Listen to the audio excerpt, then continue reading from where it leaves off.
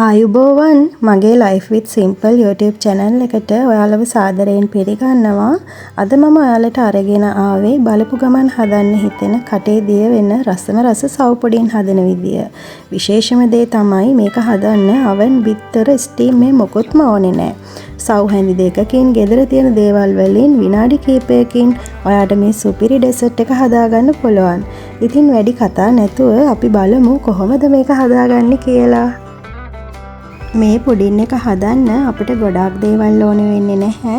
සව් මේස හැඳි දෙකක්, රස අණුව සීනි, උකු පොල් කිරි කප් දෙකක්, ඒ වගේම ලුණු, වැනිලා එන්සාල්, කෝන් ෆ්ලා. මෙන්න මේ ටික තමයි අපිට ඕනේ කරන්නේ. මුලින්ම ඔයා සව් ටික පෙඟෙන්න තියාගන්න. ඉතින් මම මෙතන සව් හැඳි දෙකක් තමයි අරගෙන තියෙන්නේ. මේ සව් ටික පෙඟෙන්න ඕනේ ප්‍රමාණයට වතුර එකතු කරලා අපි සව් ටික පැයක් වගේ පෙඟෙන්න තියාගන්න ඕනේ. එතකොට අපිට ඉක්මනින්ම සව් ටික තඹ ගන්න පුළුවන්.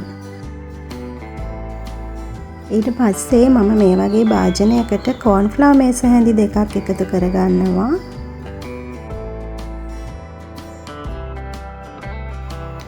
දැන් කෝන් ෆ්ලා ටිකට අපි හදාගත්ත උකු පොල් කිරි ටික එකතු කරගනිමු. ඉතින් එක පාරටම පොල් කිරි ටික ඔක්කොම මේකට එකතු කරන්නේ නැහැ. ඉස්සෙල්ලම පොල් කිරි ටිකක් එකතු කරගෙන කෝන් ෆ්ලා ටික හොඳින් දිය කරගන්න ඕනේ. ඔන්න දැන් කෝන් ෆ්ලා ටික නම් දිය වෙලායි තියෙන්නේ. දැන් පුළුවන් අපිට පොල් කිරි ටික ඔක්කොම මේකට එකතු කරගෙන හොඳට කලවම් කරගන්න.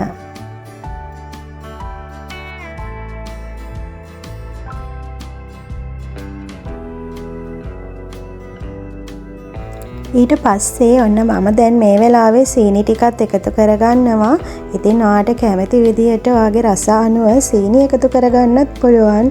මම මේ වෙලාවේ මේස හැඳි දෙකක් තමයි එකතු කරගත්තේ. දැන් සීනි ටිකත් හොඳට මේ විදිහට අපි පොල් කිරි එකත් එක්ක කලවම් කරගනිමු. පුඩින් එකට හොඳ රසයක් එන්න ඕනේ නිසා මම ලුණු ටිකකුත් මේකට එකතු කරගන්නවා. ඉතින් ලුණුත් අපි මේ විදිහට හොඳට මේ පොල් කිරි එකේ දිය කරගනිමු. දැන් ඔන්න අපේ පොල් කිරි මිශ්‍රණය නම් සෝදානම්. අපිට තියෙන්නේ පුඩින් එක ඉක්මනින්ම හදාගන්නයි. මේ වෙලාවේ රස බලලා ලුණු සීනි තව ඕනේ නම් එකතු කරගන්නත් ඔයාලට පුළුවන්. අපි දැන් මේ පුඩින් එකට ඕනේ කරන සිරප් එක හදාගමු. මේකෙන් තමයි පුඩින් එකට ලස්සන පාටක් වගේම රසක් ලැබෙන්නේ. දැන් භාජනයේට සීනි හැඳි 3ක් දාලා මද ගෙන්නේ රත් කරගන්න ඕනේ. සීනි ටික හොඳින් දිය වෙලා රන්වන් පාටට හැරෙනකොට අපි මේකට නටන උණු වතුර කෝප්පයක් එකතු කරගන්න ඕනේ. මෙතෙන්දී ඔයා මතක තියාගන්න අනිවාර්යෙන්ම නටන උණු වතුරම එකතු කරන්න. ඇල් වතුර එකතු කරොත් මේක බොහොම ඉක්මනින් කැටි ගහනවා. ඔන්න ඉතින් දැන් මේ වෙලාවේ මම අර පෙඟෙන්න තියපු සව් ටික මේකට එකතු කරගන්නවා.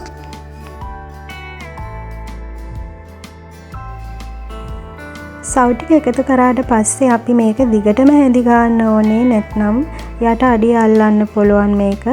ඉතින් මේ විදියට ඔයා දිගටම හැඳි ගාමින් සව් ටික තඹ ගන්න. ඉතින් සව් ටික තැම්බෙද්දී වීදුරු වගේ විනිවිද පේන ගතියට එනවා. එතකොට තමයි අපේ සව් ටික හොඳින් තැම්බිලා තියෙන්නේ. සව් ටික තරමක් තැම්බුණාට පස්සේ මම අපි අර හදාගත්ත උකු පොල් කිරි මිශ්‍රණය එකතු කරගන්නවා. දැන් මේ ටික හොඳට අපි කලවම් කරගන්න ඕනේ.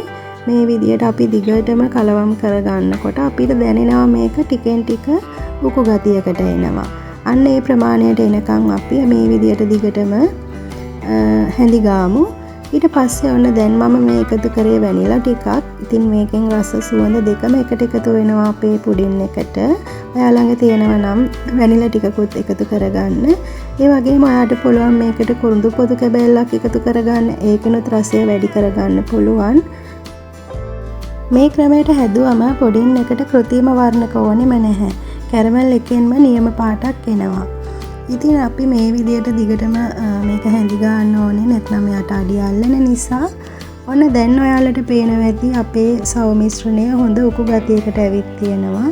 ඔයාලට මේ වෙලාවේ එකතු කරගන්න පුළුවන් කුඩු කරගත්ත එන්සල් ටිකකුත්. ඒකෙනුත් මේකේ රසය තවත් වැඩි වෙනවා. මම මේ වෙලාවේ එන්සල් එකතු කරගත්තා. ඔන්න දැන් මේ විදියට හොඳට කලවම් කරනකොට මෙන්න මේ ප්‍රමාණයට සව් ටික තැම්බුණාට පස්සේ අපි ලිප ඔෆ් කරගන්න ඕනේ. සව් කියන්නේ පෝෂණ ගුණයෙන් ඉහළ අපේ ශරීරයට සිසිලස ගෙන දෙන ඉතාම ගුණදායක ආහාරයක්. ඉතින් මේ දවස්වල අපේ රටේ තියෙන තද පෑවිල්ල නිසා අපේ ශරීරවල ඇතිවෙන උෂ්ණ ගතිය අඩු කරන්න මේ සව් අපිට ප්‍රයෝජනවත් වෙනවා. ඉතින් දිනපතාම වුණත් සව් ආහාරයට ගන්න පුළුවන් නම් හොඳයි මේ වගේ දවස්වල. ඔන්න දැන් මම අපේ සව් මිශ්‍රණය හදලා ඉවරයි. දැන් අපි ඒක දාන්න මේ විදිහේ භාජනයකට මම තෙල් ටිකක් මේ විදිහට එකතු කරගෙන සව් ටික මේකට දාගන්නවා. ඉතින් තෙල් එකතු කර ගැනීමෙන් අපිට මේක මේ භාජනයෙන් ඉවත් කරගන්න ලේසි වෙනවා. දැන් තෙල් තවරපු භාජනයට මේ විදිහට අපි සව් ටික එකතු කරලා හොඳට මේ ටික සමතලා කරගෙන මේක නිවෙන්න අරින්න ඕන අපි හොඳට. ඊට පස්සේ අපිට පුළුවන් ශීතකරණයේ දාලා පැයක් විතර තියලා මේක හොඳට කෝල් වුණාට පස්සේ අරගෙන පිළිගන්වන්න.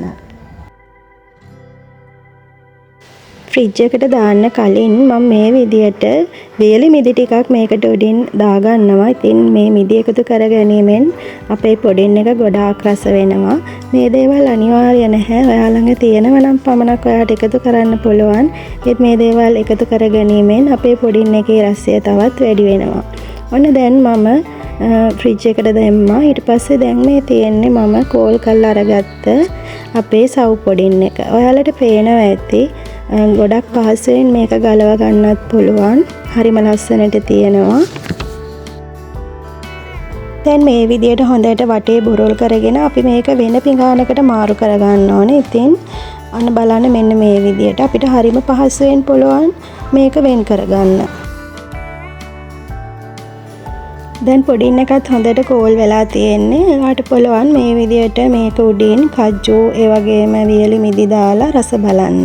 ඉතින් කැමති නම් කලින් විදියට සුගර් සිරප් ටිකක් හදලා මේක උඩින් දාලා රස බලන්නත් පුළුවන්.